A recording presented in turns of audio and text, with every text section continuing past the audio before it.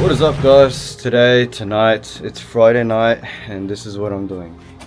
Working on this piece of shit. Yep, that's right. That's all I have in my life right now. So it's actually going to be the first oil change under my ownership. It's about 7,000 Ks. I think I've driven around that much. I don't know what oil the guy used previously. It could be a 5W30, but I got here a 1040. 1040 for the Lexus. It still struggles to start in a very cold morning and I'd have to rev it up to 4K.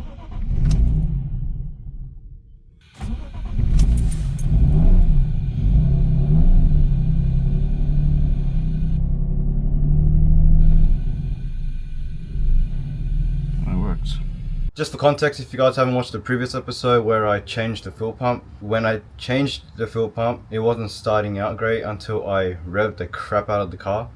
That trick has been working if I was ever like stranded in the morning where I just can't start the car. So my next solution is to change spark plugs. Oil's leaking a lot from the rocker cover, so while I'm there at the spark plugs, I'm going to change the rocker cover as well with new gaskets. But I'll probably leave that for another day. It's winter night, it's pretty cold. Anyways, let's get to it. It didn't even have a washer on it. Bruh. Another stupid thing I found in this car, okay? Like every time I work on this car, it's always something, like either a missing bolt or things I just never seen before. Okay, if you are ever gonna service a car and you replace a washer, bro, don't do this, please. It seems like it's been kind of glued on, so I have to chisel it out. Literally use my flat blade here, hammer, and just smack it in. This is what I found, and I told you guys when I took off the bolt that there was no washer, which I found weird because the oil pan looked like it had one, and it definitely did. Bro, I don't know if you guys can see the goo, but it's definitely held on by something. Well, got that off, thank God. Got the oil filter out pretty easily. It didn't work with the pliers this time because there's no space, but use this bad boy and got it out. I love how the chaser also runs the same oil filter, so all I need to worry about is Z418.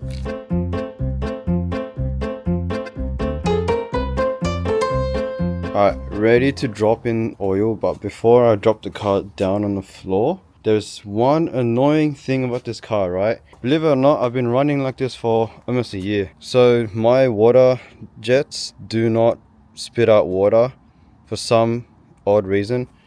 So I'm just gonna locate this right now with you guys. This is where you put your water in, okay? Oh, hello friend. Alright, chill. Now, let's go down to it. I'm just trying to figure out the electronics have been messed up or something, right? Okay, this is the bottle.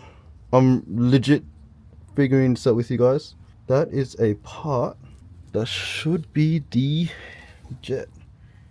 There's a plug on top. See if it's connected. Oh, look at that. It wasn't even like in. Okay, I think it's on now. I just don't think that was connected properly. Bro, let's see if this works because it's been bugging me for so long. Oh, and you bet that this is part of the annoying things to fix in this IS200. Let's see. Let's see if this works. Moment of truth, am I gonna get wet? Oh, yes. Yes. Oh my God. It works. You see that, guys? It was just unplugged this whole freaking time. I'm glad because I don't need to get a new one, but bro, I could have sorted this out a long time ago. Yo, that's a win. To not have water jets working to clean your windows was super annoying, and I'm glad we knocked that out and it just wasn't plugged in this whole time. Far out. How many more things are we gonna find in this car, honestly? But with everything I find and we fix, this car has given me the satisfaction of just fixing things. I just like to fix things. That's how it is. Oh, and last time me and Will with the Aristo was trying to sort this out. We just couldn't figure out what was the problem. But hey man, if you're watching this, fixed it, alright? fixed it. Let's go. Alright, it's a new day. We're gonna continue on working the IS200, but before I do, if you guys have noticed, my roller door here has been painted recently. I want to give a quick shout out to Sharam's dad who actually came and paint. I'll put his business down in the description below so you guys can hit him up as well if you're in Sydney and need any painting needs for your home.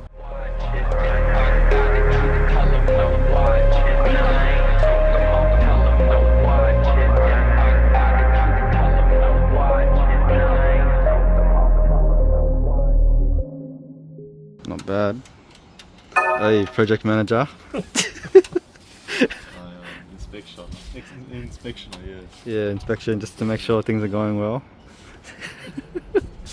The paint turned out so good that now the driveway looks pretty much done and yeah, pretty much updated. If you guys have been following the progress of the garage, I have completely taken over, changed the layout where we have our tools and car parts all set up inside the garage instead of just junk and storage. I had to clean everything out. So yeah, you guys can go watch the video. I'll probably link it down below as well. Alright, now the next thing to do with the Lexus.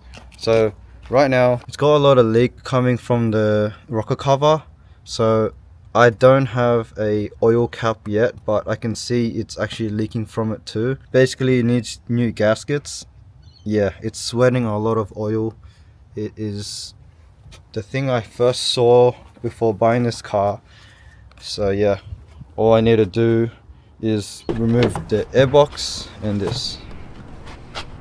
Before you start dismantling, it is a good idea to mark out each cylinder. So I went 1 to 6. Then we begin to take out everything, and I mean everything. You have to make sure everything from the wiring harness that connects to the rocker cover is disconnected. Remember where things go by taking photos. That's my biggest advice. And you should have something like this. I actually cable tied the wiring harness so it can stay out of the way. Loosen the bolts from the rocker cover. There are 4 on each side and 1 on the firewall. I almost made a oopsie because I actually forgot about that one. I used a flathead and a pry bar to take off the rocker cover like this, and I ended up taking out the VVTi solenoid just so it's easier for me to take off the rocker cover and also when I put it back in for later. Overall, the top doesn't look too bad, no weird gunk or anything at all, so that's a good sign. Yeah, this is the state of the coil packs. This is very corroded, but yeah, it's okay, I guess. I don't know what I'm doing, man. This is literally my first time doing the rocker cover on the IS200. Didn't look at any YouTube videos on how to even take it off. Just using experience right now. Time for the fun part where you take off all the old aged O-rings. Oh man, this was a pain. Anyways, then you start cleaning up after you take them all out. And yeah, this is DIY. If you like to DIY, comment down below. I decided to keep all these footages to show you guys who want to attempt to do this on your fully sick 1GFE. So I hope this helps you out. For the O-rings, I like to smack the new ones on with the old O-ring, just so we can have it down flat with a mallet. And there we go. We got our new gaskets on, which should last around 4 to 5 years.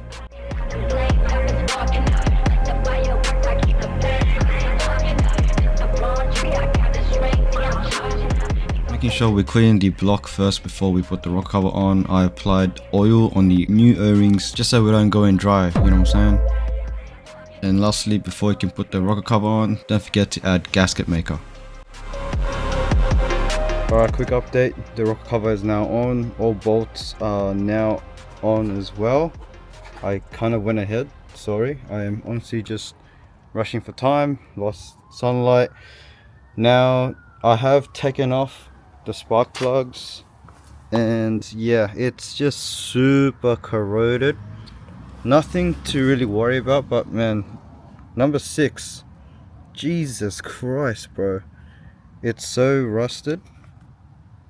Yeah, but there's nothing major where there's a crack on top here that would cause a misfire or anything. I think it's well overdue that these need to be replaced, and I've never done this before, but yeah, I saw Chris Fix do it, but since it's so rusted from the spark plugs and I can see some inside there, I'm gonna have to blow each of them out just so the rust and all that can go away, and then I'll put my new spark plugs clean as possible. Kind of winning here, guys. Have to go back to this tomorrow to replace this part right here. It's actually split. This will leak again if I don't replace it ASAP. Besides that, yeah, job is pretty much done. This is insane.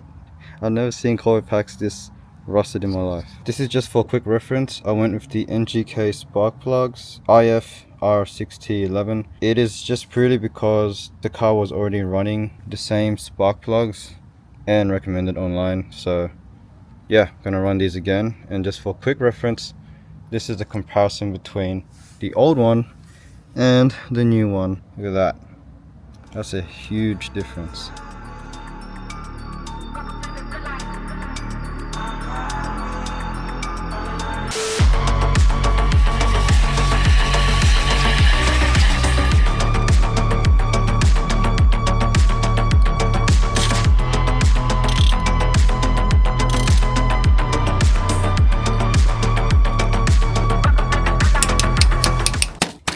Day 3 working on a Lexus because we have been waiting for OEM parts. As you guys saw, we needed a new PVC hose. The oil cap that I have on the rocker cover is leaking so bad, but it's actually just missing this gasket. I have also changed the PVC hose from the airbox. The old one was pretty much cut from here and it was leaking a lot of air. Also guys, all these OEM parts were supplied by Classic J Spares.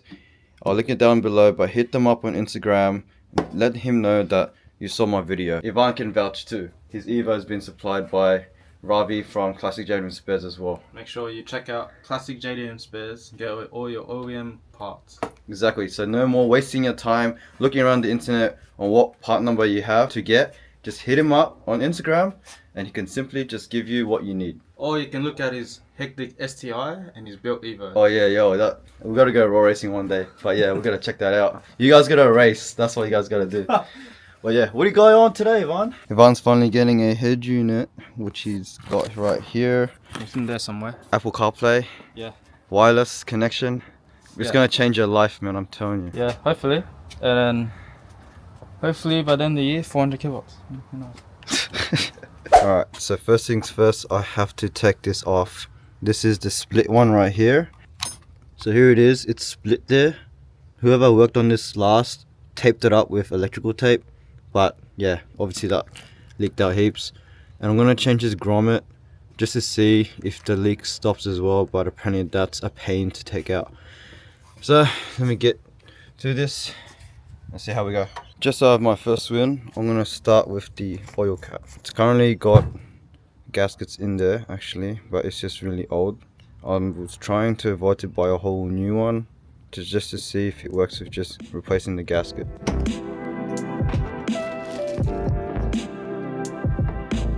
Alright, first win, nice and easy.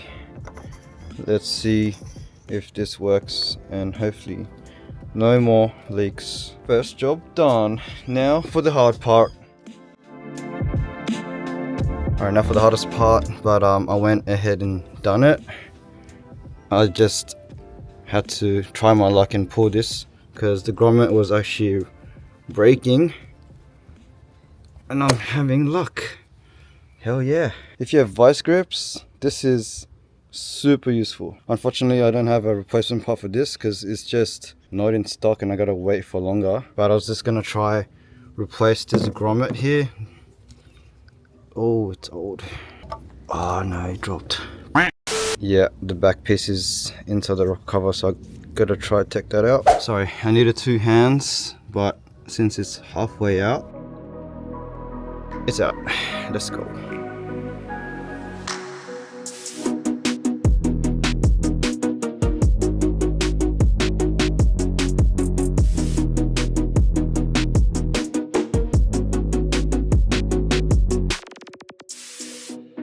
Super satisfying with new OEM parts. Just the little things makes it so much better, and I hope there's no more leaks. I hope I've done everything right. The only thing to do is put the airbox on and she's ready to get started. And just to let you guys know, I'm not expecting this service to fix the car completely. on the morning starts, because I know for a fact that it could be just the throttle body mod. If you guys seen my previous video, I cleaned the throttle body and then the rev went up to like 2500, so I had to adjust how high the rev was by these here. We got it down to 1000 rpm on just normal idle. That might be the case, so I might need to go back up to 1500 if the morning starts are still struggling, and then it should be fixed. The only problem with running 1500 rpm on idle is obviously because fuel efficiency, and that's why I got it down to 1000. I was gonna go 900 like the normal OEM rev, but it's just too low for my liking. First service done. That was pretty satisfying. Everything oil related done. Now just gotta start the car. It's not too cold today. Oof. Oof. Then start first go. Oh, here we go. I don't want peace. I want problems always. Ooh, staying. Why does it sound so rough?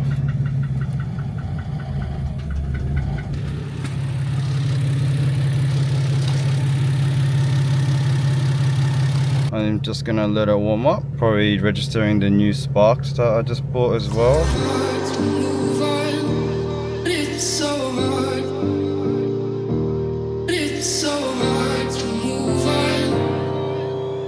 Alright guys, I just went for a test drive and the car is good. Good as new. And just to show you, it starts first go, but it might be a different story tomorrow morning, who knows, but it's good. There we go. Ivan's update. How's the head unit going? You have to solder? It's not a 5-minute job? Nah. Yo. Just for context, Ivan had a aftermarket head unit and it was Kenwood as well, so it has been touched behind here, and now Ivan just needs to connect the existing wires for it to work, and then yeah. Oh. Whoa, alright, I want to see it light up. I might not, because... Oh.